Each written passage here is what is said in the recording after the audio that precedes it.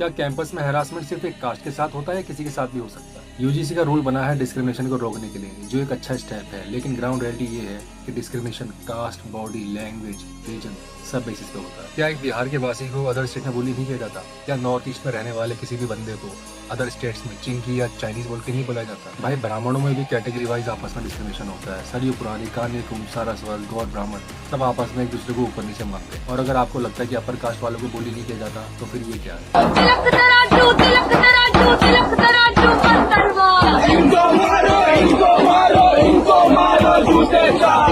अभी FIR कर दूंगा मैं तेरे नाम और तुझ पे एक्स लगवाऊंगा। जय भीम से तुझे क्या परेशानी है? आपकी क्या परेशानी है? मैं मुझे बोल रहा हूँ। नहीं हमें परेशानी है।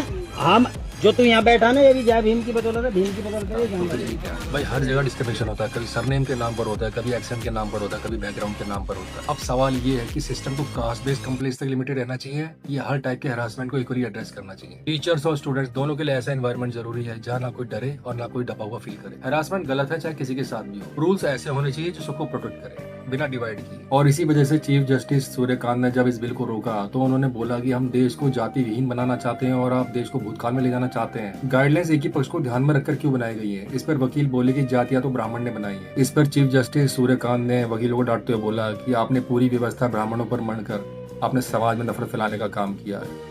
अगर जातियां ब्राह्मणों द्वारा बनाई गई हैं तो फिर ईसाइयों में जातियां क्यों हैं? सिख में जातियां क्यों हैं? मुसलमानों में जातियां क्यों हैं? और अगर आपको जाति से इतनी प्रॉब्लम है तो आप अपने पीछे सरने हटा क्यों नहीं देते? आपको कौन रुकेगा? कौन आपको विवश करेगा? और चीफ जस्टिस सूर्यकांत जी ने स्टे लगाते वक्त एक बात बोली कि अगर एक वर्ग अपने आपको IAS, IPS, CGI, PM president बनकर भी शोषित समझ रहा है तो गलती ब्राह्मण या अपर कास्ट वालों की नहीं है, इसमें उनकी मानसिकता की है। आप क्या सोच रहे हो? कमेंट में जरूर बताना।